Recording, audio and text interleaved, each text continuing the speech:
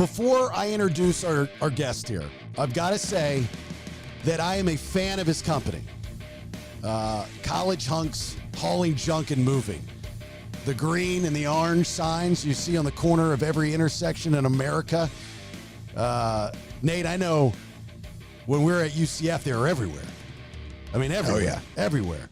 So our guest is Nick Friedman, who's an entrepreneur and co-founder of College Hunks Hauling Junk and Moving, which is, by the way, like well over valued at $300 million. But he's also, he's done some television. He's been on different things like Shark Tank and Undercover Boss and in this new film Bezos, The Beginning, which is about Jeff Bezos' early years before he became, Amazon, which is going to be released on VOD on January 24th. So anyway, Nick, how are you? Nice to see you. I'm great. Thank you. Awesome intro. I appreciate it. Yeah. So like before we get to the film, I want to talk about your company. Okay. So you're based out of Tampa, right? That's your headquarters? It is. Yes, sir. Okay. So you're probably have a familiarity with Amanda, right? In Orlando. Oh yeah, absolutely. Yep. That's our franchise owner in Orlando. Okay. Mm-hmm. So I just want to go on the record to say she's an amazing person. Oh, good. Well, I agree with you. I couldn't agree more. That's amazing. She's helped me out numerous times, and she's just, I know she's got a working relationship with some of the old radio stations that I worked for in Orlando, and she's just phenomenal. She's fantastic.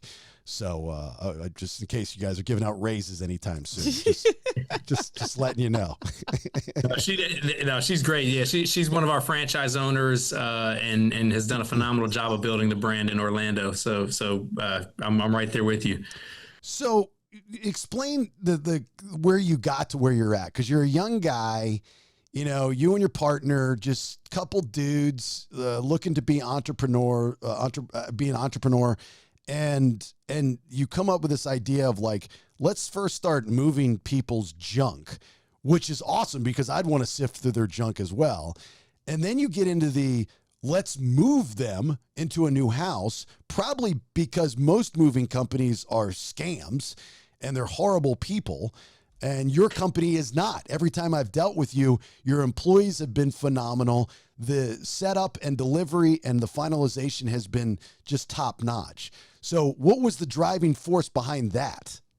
Yeah, well, I was brought up to follow the more traditional career path of work hard in school, get a job after you graduate. But the summer before our senior year of college, we were home for summer vacation, and my business partner's mom had a beat up cargo van from her furniture store. And she said, hey, why don't you guys borrow the van? You could do some odd jobs. And then it was actually her that came up with the name. She said, or she that came up with the name. She said, you guys could be like college hunks who haul junk. And we looked at each other and we like laughed about it at first. And we were like, that's pretty catchy. So we just stuck the flyers and, computer printout flyers in mailboxes.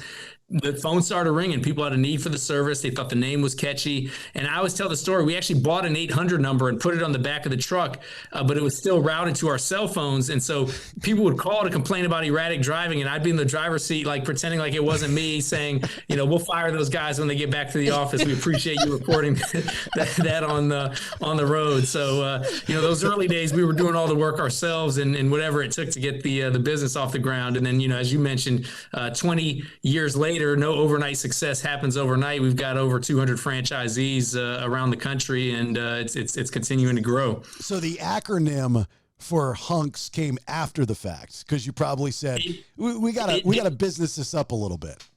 Exactly. We my wife likes to say I'm one of the original college hunks, and I should probably get a shirt made for that. But now, people would always ask us like, hey, are they all really hunks? And it's not always easy to, have Mr. Universe be the one showing up to your house. So we created an acronym to expand the definition. Hunks stands for honest, uniformed, nice, knowledgeable service. So it's more than just the physical elements. We've got to deliver a good service experience, and that way we can make sure all of our hunks qualify as being considered a hunk. I can just see you and your friends and your partner drunk and high as a kite one night going, dude, guys, we got to come up with something clever for this hunks thing. I credit Omar with all of those big ideas. Absolutely. Pass me some pizza and let's get to work, man. Yeah. Nate, I'd hate to see some of the things that ended up up on the cutting room floor of that acronym discussion. Oh, I'm sure. Nate, I mean, I know I would pass by those signs in college and go, oh man, that'd be great to make a few extra bucks. Did you ever want to do that and go like, because you'd be perfect for it. I mean, you're like the poster child for this company. Yeah, I didn't even know it was an option. I saw the signs and everything, but I was working retail in college at the time. But yeah, I probably should have done that and get outside a little bit. Yeah.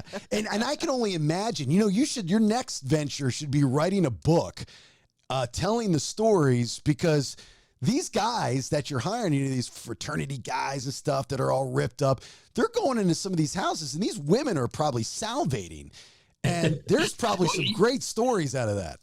I'm sure there are. I try to keep my ears far away from those stories. I don't want to hear them. I don't want any HR issues or I don't want us to get canceled. But I have heard there's been examples where, the client opened the door in her or his robe and was, excited and happy for the hunks to be there. And, we've got to keep it professional, obviously. But those stories, I'm sure, have existed. I mean, we do hundreds of thousands of moves a year. So you got to imagine we've seen all kinds of crazy anecdotes there, but you're right. A blog or some kind of story or podcast about the front lines of the hunk stories, hauling junk stories would be pretty good. Keep me in mind if you do a podcast.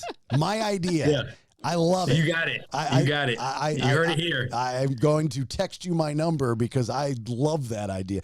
Hey, last question, then we'll get to the Bezos thing because I know that's why you're on. But have you run across any kickback with today's world that we live in? The word hunk, I'm assuming to somebody it's going to be offensive, and why are there women and that kind of thing. Have you run into that, and is that like something that you might have to change? Very rarely. Every once in a while, somebody will ask us, hey, what about the women? But the fact of the matter is we do hire women. We're an equal employment, opportunity company. We have women junk haulers and movers. And for a while we were calling them hunkettes, but now they're just considered hunks just as well. Obviously the majority of the applicants for the job are typically male. There aren't a ton of women lining up to want to move heavy furniture necessarily, but we do have some, and they're great. They're great representatives. And you mentioned Amanda, who's a franchise owner in Orlando. Actually, one of their employees, one of Amanda's employees in Orlando, Courtney, won the Hunk of the Year award at our national conference a couple years ago. So we try to dispel any preconceived assumption that we're only hiring men or only hiring good-looking men or whatever because of the name, and that's why we expanded the definition with that hunks acronym. I will say we were on the very first episode of Shark Tank about 10 years ago, and we had a sister company that we thought about launching. This is what we were pitching the sharks. We were going to call it College Foxes Packing Boxes. And the sharks actually wanted to invest. Robert wanted to invest, of course, but he wanted equity in College Hunks as a result. And because it was the first episode, we didn't know these sharks were going to become celebrities, so we turned down the deal. But I think that name, had we pursued it, probably would raise more eyebrows, especially in today's climate, than perhaps the hunks model. Yeah, you got to next. You got to start moving nationwide. Yeah, absolutely. I mean, we've got 200 locations, but it's all typically local moving. So you're right. We need to start thinking about the long distance stuff. Yeah, just try. Like he needs my help. He needs your help for sure. Yeah, right. Call Jason. He has all the ideas. We need all the help we can get. I'll be honest. I never turn down help. I think you're great. I love everything there is to love about it. So I was so excited to have you on. I was like, I know we got to talk about the movie, but I feel like your company is part of my growing up, because I think we're about the same age, and you can't miss. It was like your marketing before viral was viral were those little like corrugated plastic signs, those political sign things.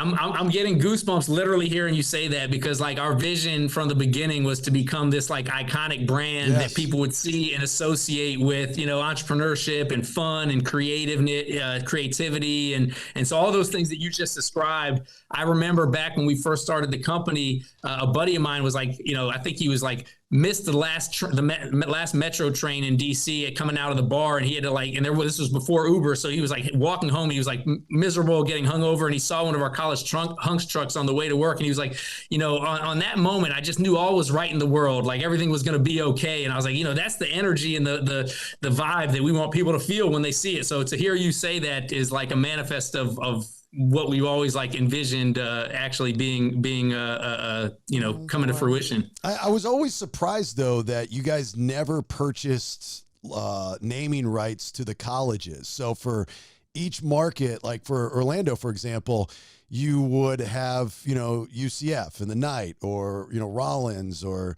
I think those. So it's a great idea. And those are things we've looked at. It's somewhat price inhibitive. But what we did do was we took advantage about a year and a half ago of the NIL, name, image, and likeness opportunity with college athletes. So we actually, my business partner drove down to Miami and signed at the time the quarterback of Miami at 12 midnight, the moment the law went into effect. So we were actually the very first company to ever sign a college athlete. And then we did actually sign the women's UCF basketball team following that. So we've done some niche marketing engagements with the college athletes. It's a little bit less expensive and a little bit less red tape than dealing with like an actual university institution. But you're absolutely right. Most of our clients are homeowners and businesses, not necessarily the students, but most of our employee base are the students. So we've done a lot of marketing and outreach to the campuses for obviously employee recruiting. And you mentioned Nate, you were working in hospitality or other areas. We're trying to pull a lot of people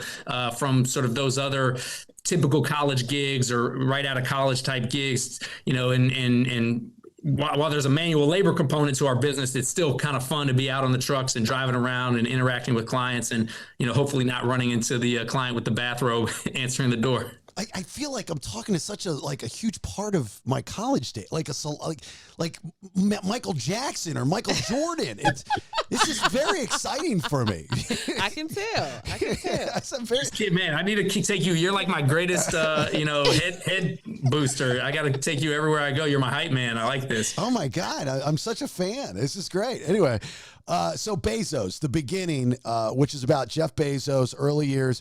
This is before Amazon. The story before Amazon is Jeff Bezos was trying to find a way to sell books because the bookstores could only carry so many. And, he goes to your character in the movie and says, hey, tech nerd, make me a website. And if you can put all these books on there, we'll be successful. What are we going to call it? And was it Cadabra, right? Cadabra was the original name. And so I'm assuming you're not doing this for a paycheck, and I'm assuming you're not doing this for fame. I'm assuming you're doing this because you respect the business model from Jeff Bezos and are a fan because you're following a similar path. I think you hit it right on the head. I met this gentleman, Armando Gutierrez, who actually plays Bezos in the movie. He's also happens to be one of the owners of the Tampa Tarpons Yankees minor league farm team. And he was telling me about how he makes these different movies, and he always ties a very recognizable name to the movies he makes. And he said, I just bought the script to the Jeff Bezos story of how he started Amazon, and I'm going to make the first movie ever made about Jeff Bezos. And I was like, wow, that sounds pretty cool. That's kind of in my lane as an entrepreneur. I'm passionate about entrepreneurship and sharing entrepreneurial stories. So I read the script and I was like, man, I'd love to be involved in some way. And he's like, how about a producer? How about an actor? I was like, okay, how about both? So to your point, I played the role of this guy, Shel Caffin, who was the very first employee Bezos ever hired when he launched Amazon out of a garage with his wife and his, some seed money that he borrowed from his parents. And so we made this movie, and it's coming out on all the video on demand platforms, including Amazon, and was a lot of fun to make. But you mentioned the name. So their original name was Cadabra, which everybody thought he was saying cadaver. He was trying to say like abracadabra, like magic, but people kept thinking he was like, what are you going to sell dead bodies on the website? So then he actually changed the website to relentless.com because that's how he felt he had to be to, stave off the Barnes and Nobles and the big box retailers. And so he was like, we got to be relentless. And then finally they changed it to Amazon. But if you go to relentless.com, it still will take you to the Amazon website. I tested that out, and funny enough, if you go do your shopping at relentless.com, it's going to be the Amazon website it redirects you to. That was my next question. Does he still own the URL? That's yeah. clever. I tried Cadabra, but it just said, took me nowhere. But relentless.com took me to Amazon. Well, there's the famous picture of Jeff Bezos in his office at that time, and there's a white sheet on the wall, and it's like spray painted Amazon, which I thought is really cool. As an entrepreneur myself, not at your level, but I've always been a fan of being in control of your own destiny. It's a lot different when you make $1 when you're working for yourself versus when you make $1 working for a company. This last year, it was the first time in my career when I got fired from my radio gig that I start working for myself and doing this podcasting thing. And it was very satisfying. It was very liberating. Do you know, because you've always worked for yourself, the difference between the two? Yeah, I mean, so very briefly after college, I worked in a corporate job because that's what I thought I was supposed to do. And I remember emailing Omar and being like, what's our timeline for starting this business on a full scale? This is my business partner now. And he emailed me back, all capital letters, my timeline's right now, ! Let's do this. And so that's when we quit our jobs and told our parents and got some, skeptical people, wondering if we were making the right decision. But I remember telling my dad, probably a few weeks into launching our college hunks business, Dad, I've been working 12 hours and I'm not even tired. Like, I'm just full of energy. And he was like, well, see, that's the difference between doing something that you're passionate and enjoy doing versus, doing something that's just not fulfilling. And it wasn't that we were passionate about hauling junk or moving people's furniture, but it was just the creative juices that were flowing, coming up with the branding and, like you said, the yard signs and going out and doing the guerrilla marketing and putting the trucks in visible locations. Like, that was all fun for us in those early days. And reading the script of the Bezos movie, I can certainly identify with a lot of the struggles and challenges he went through in those early days. Now, a lot of zeros are missing from my company's, valuation versus Amazon's today, but everything else was all pretty similar. Well, I read that Amazon for the first time turned a profit just last year. Yeah, I mean, I wouldn't be surprised. I don't know the exact figures, but in the movie, Bezos tells the investors, like, we don't expect to turn a profit for at least 20 years. And this was back in 1994. So he was playing for the long game, and he actually turned down an offer from Barnes & Noble to buy him out. And which, by the way, the CEO of Barnes & Noble in the movie is played by Kevin Sorbo, and he's like the evil villain in this movie. Whereas Kevin Sorbo, we all know from the Hercules series as the hero, but he did a great job as the villain, Barnes & Noble executive that wanted to kind of crush Bezos before he even got off the ground. Did you have early in the early days of college hunks any companies trying to buy you out like Penske or any of those big ones? No, we never had anybody wanting to buy us out. But I remember, we had a lot of people. I remember we got a flat tire once with our very first truck, and the tow truck driver looked at us and it was like, you want my advice? If you want to make it in this business, just get out. And we were like, it was like, a week into the business. We were like, man, should we listen to that tow truck driver? Maybe he's saying the right thing. But thankfully we didn't give up yet with just a flat tire. Nikki, do you have a question for Nick? Well, I got a few questions, but my first question I was thinking is this your first acting job gig? Did you just be like, hey, I want to act in this and produce? Yes. And I have a lot of respect, utmost respect for professional actors and don't try to claim that I can do what they do. But I'd had some experience with unscripted reality TV. You mentioned Shark Tank and Undercover Boss. So I had been comfortable in front of the camera, and then I knew this entrepreneurial story and had lived it. So it was sort of in my lane. Now, I wasn't a computer techie like the role that I was playing in the movie. So I had to do some practice with an acting coach kind of warming up for it so I could sort of not be too awkward, but also be authentic. And so it was a lot of fun. And I'm a big proponent on trying new things, stretching your comfort zone, kind of checking the bucket list of things that might be fun or interesting to experience in life. And so this I would put up in that category. So you think you're going to do some more acting? You're going to do some movies? Maybe again, at some point in the future. I'm not itching to go do it. I think my energy and time is better spent still building my businesses and spending time with my family as well. But it's funny, you do one movie, even one that's kind of a low budget movie like this, but it's got a pretty recognizable name to it with Jeff Bezos being the main character in it. I've had people reaching out all over saying, hey, I've got a script. Hey, I've got a production company. Hey, can we talk about a movie concept? And I'm like, whoa. Like, I wasn't trying to just like go all in on this industry just yet. But obviously a lot of people are passionate, and it's one that a lot of people want to get involved in. I know a couple of directors in Tampa that work in the business just in a different type of way that could really use you and the College Hunks logo with some of the movies that they do. Yeah, no foxes packing boxes or hunks all in other kinds of junk. It's we're keeping it PG. Is there anything when doing this movie that you learned about Jeff Bezos, or did you pretty much know the whole story? So actually, I didn't know that his websites were previously relentless.com or Cadabra before, became Amazon. I actually didn't even realize that he was from Miami and that he had been adopted by a Cuban immigrant father when he was 4 years old. His mother had him when she was only 17. Those were some elements about his history that I didn't know. He was very successful at the age of 31 when he quit his job to go start Amazon. He was working his way up in a hedge fund and pitched the idea to his boss at the hedge fund, who, by the way, in the movie, his boss is played by Marcus Lemonis from The Prophet, the CNBC TV show The Prophet, which he did a great job in the movie as well. And so those are some of the things I just didn't really know. And I kind of forgot that Amazon started with just selling books, that, they weren't selling everything to everybody in those early days. It was just an online bookstore that then evolved into what we know today. And, if you're like me, there's not a day that goes by that 3 or 4 boxes aren't showing up. You log into the website and you buy one thing and then it suggests something else. And he's like, oh, yeah, I need that too. And all of a sudden they show up the same day or next day. It's pretty crazy that he was able to, evolve from selling books to now this. And it's also a really cool badge of honor. So I invented a product. I'm a big tennis guy, but it's also great for pickleball players. It's called My Court Caddy. And I'd been selling it e-commerce just through the site. And I just figured out how to put it up on Amazon, which is not as easy as people think, especially if the thing doesn't exist. Like if it's a new product, you have to prove that it exists.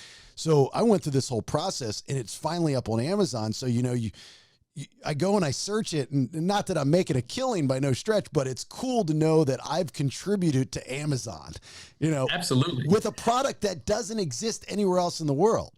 So it like little battles like that, I think are really cool. The guy that you play in Bezos, the beginning shell, is he still alive? Is he still around?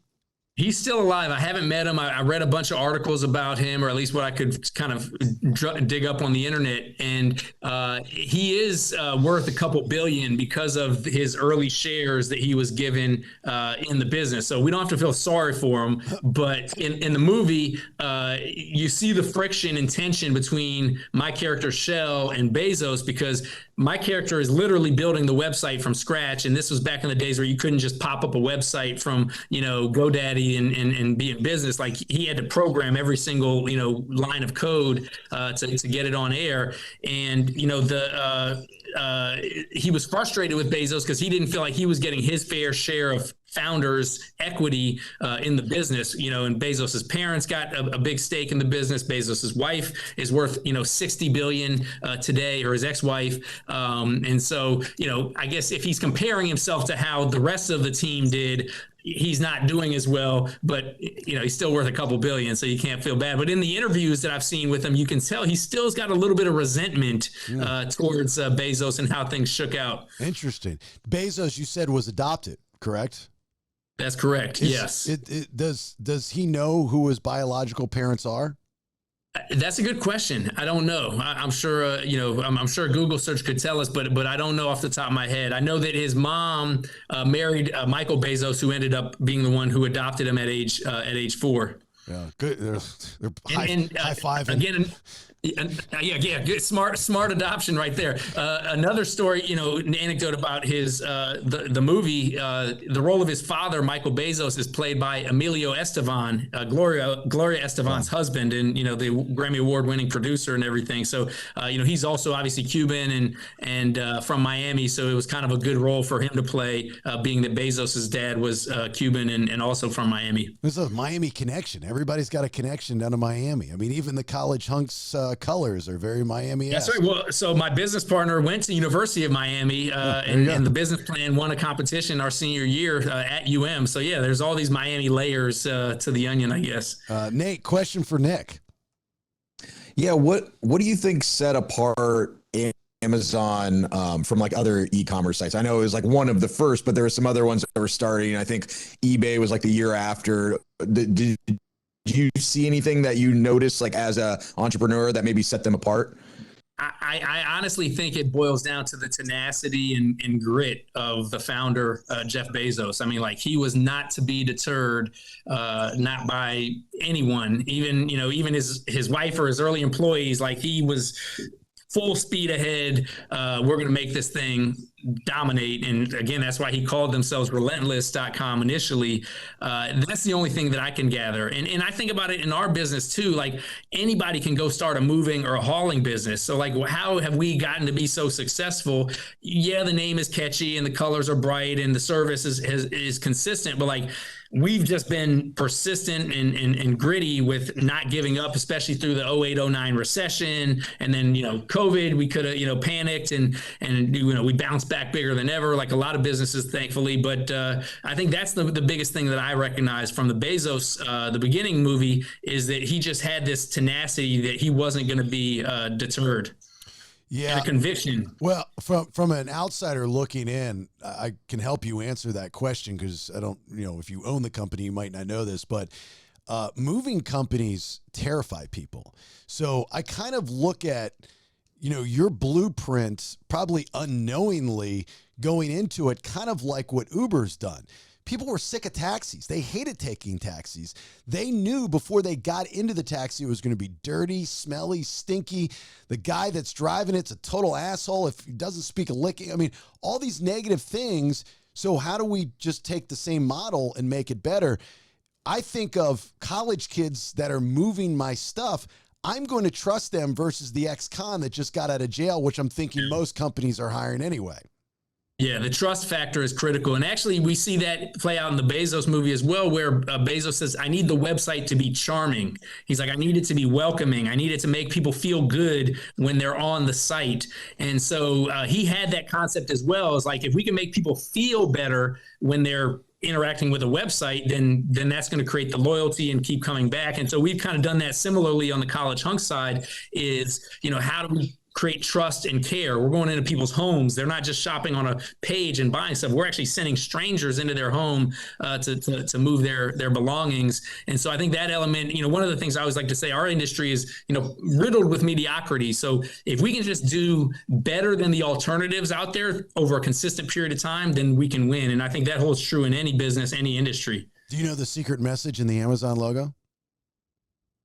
I don't think I do. Really, Nikki, do you know? Amazon, no. Nate, do you know it? Yeah. Oh, okay. It's the smiley face right underneath, and the smiley face at the end has got two arrows, and the first one goes to A, and the other one goes to Z. So it's everything from A to Z. Subtle. I like it. Yeah, subtle and clever. I think that's one of those little sneaky things. You learn something new every day. It's like the FedEx arrow. I'm sure you guys know that, between when I first saw that, I was mind blown, but that was back in college for me. Yeah. In Atlanta, the Falcons, the Falcons logo, the Falcon is actually an F. So, so it's little things like that. The cryptic. I'm looking at the College Hunks logo, trying to figure out what we can make of it. It's like, hey, the hand is on the E and the U, but I got nothing. Ooey. Ooey. We're going to have to change that up a little bit. All right. Bezos, the beginning, Jeff Bezos, early years, fascinating. And you said this is the first film that's been done about Jeff Bezos. Surprisingly. Yeah, I mean, there's been documentaries, but this is the first scripted movie, essentially reenacting the launch of Bezos and the launching of Amazon. Biopic, right? That's what they're called. Yep. Yep. Do you guys? I can't figure out if it's biopic or biopic or biopic. Yeah, I've heard people say it both ways. I struggle with that as well. Does this movie talk about the divorce, or doesn't get that far? No, it doesn't get that far, but we all know where it ends up. But she was a critical role in those early days. I mean, she was riding right there with them, quitting their jobs, moving across country, grinding in a garage. So it was, she was definitely part of the startup as a founder. Not to judge them, but didn't they like swap wives and husbands with their best friends? Like they'd vacation with this couple and he ended up an entanglement. I don't know. I think I remember the tabloids saying something about that. Yeah. Yeah. Freaks. Those Amazon. I mean, when you're worth $1 trillion, you got to, do something to keep life interesting, right? Like, oh yeah. Yeah, God, you're worth that kind of money. I mean, it's like, look, we had a good run and I appreciate everything you did. Here's a check for $60 billion. Feel free to give it all to charity. I don't care. I appreciate you. I got things to do. I got yachts and all kinds of parties to live that rock star lifestyle. He's going to outer space. He's got a rocket ship to launch. Yeah. What are you doing this weekend, JB? Going to outer space. What about you? Do you think you'll ever get to meet him because of this movie? I hope so. I mean, the nice thing about this movie is kind of evergreen, right? Like the shelf life is forever. Cause if anybody wants to see a story about the starting of Amazon, like this movie is there for the viewing. So I hope he gets to see it. I hope he sees it and I hope I get a chance to meet him. I think that would be really cool. If you had one question to ask Jeff Bezos, what would it be? Oh man. I guess if it were related to the movie, I'd just say like, hey, was it you or was it me? Was it Shell or was it you that caused the breakup there? So whenever I interview extremely wealthy people, and I guess you would be a part of this conversation, I'm assuming, but like I've interviewed Richard Branson and a couple other multi-gazillionaires, and I always ask them the same question. Do you still use coupons? Just I'm curious. Like, can you imagine Richard Branson walking into a Bed Bath & Beyond with one of those giant 20% off coupons and arguing the point that it's still valid? I mean, yeah. So I'll tell you, I don't use coupons. I probably should, but a friend of mine says he just always buys retail because of the convenience factor, and I kind of have adopted that mantra. But I saw an article today about Mark Cuban that he still has like some grocery store hacks to save money. So I'm like, well, man, if Mark Cuban's doing it, maybe I should rethink that. Yeah, Mark Cuban is, and I've interviewed Mark, and he's a very frugal guy, smart with his money. Like, he's worth a ton of money, but he lives like he's not. I think his mindset is, he remembers what it was like, and he could lose it all at any given point. I have what I have. I don't need any more. And, and that's humbling, but I'm sure it's very tough when you have everything at your disposal. I remember I also asked Richard Branson, I said, how much money do you keep in your wallet? And his response was, what wallet? Yes, what wallet? He doesn't carry a wallet. That's pretty good. I said, That's pretty good. So how do you pay for stuff? This is before, you could pay on your cell phone and stuff. And he goes, I don't know. He doesn't even know how things are handed to him. Yeah. That's nuts. All right. So you said it's everywhere. Video on demand. It'll be on Amazon, anywhere where you can stream it. Just Google Bezos The Beginning and everybody can find it, correct? Yep. Apple TV, iTunes, Amazon, Google Play, Vimeo, pretty much any on-demand platform. If you've got cable still, it'll be available for rent or purchase as well. All right. Before we let Nick go, Nikki, Nate, anything? I do have one more quick question, because whenever I hear people like being entrepreneurs like yourself, like super young, I always want to know, like, when you were a kid, like, what did you think you would grow up and do or be? So I always thought I was going to be a basketball player, or at least aspired to be that, but the physical gifts didn't present themselves ultimately. But I never sat still in school. And I remember, but I was entrepreneurial because I remember my sister once set up a lemonade stand in front of our house and wanted to charge 25 cents. And I didn't think that was enough money. I didn't want to split that with her. So I went and set up a competing lemonade stand next to her and was charging $1. And, I ended up making more because people ended up buying it from both of us because they felt like they needed to indulge us and they were willing to spend the dollar for the lemonade. I'm like, oh wow, see, you should have charged more. Know your worth. But so I was entrepreneurial, and that was I think some early signs that where I was going to ultimately end up. See, you were encouraged to be entrepreneurial. I in sixth grade I sold cinnamon toothpicks that my mother helped me make, and put them in bags. It looked like a drug deal.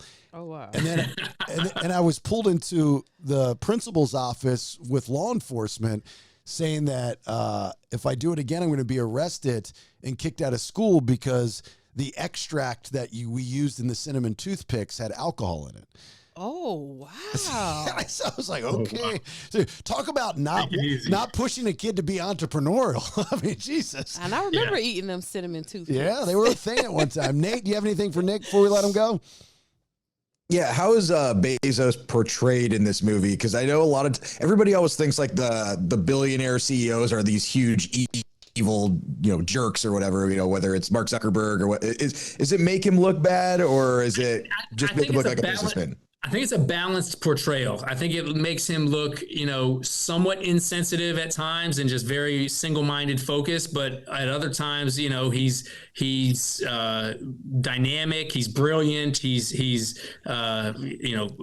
inspiring as well. So it's kind of a combination. You see a little bit of the push-pull of kind of like the hard edge that you in some cases have to be become a mogul, but also kind of the sort of the soft recognizing the need for the charming website and so forth. So I think it does a decent balance of you're not sure he's 100% the hero, but he's certainly no villain. Well, for those that are listening, and if you're moving, get a hold of College Hunks Hauling Junk and Moving. You can find them anywhere. Just put it in the Google, and there'll be one locally, and you just call up and talk to them and say that you heard the co-founder, Nick Friedman, on the BS podcast. I don't know if you get a discount, but they'll just think that's cool, possibly. And also, let's watch Bezos, the beginning. I know I can't wait to watch this because all this stuff fascinates me. Anywhere, like Nick was just saying, video on demand, Amazon, iTunes, Apple, all that good stuff. So, Nick, thank you so much. Like I said, I'm a fan. And, if you need me to follow you around and be your hype guy, I'm down there every once in a while. Just let me know. Okay. Awesome. Yeah. Keep in touch. Definitely let us know when you're in Tampa as well. We can link up, grab a drink or something. All right, brother. Take care. Best of luck. Thank you so much. Thanks, gents. Thanks.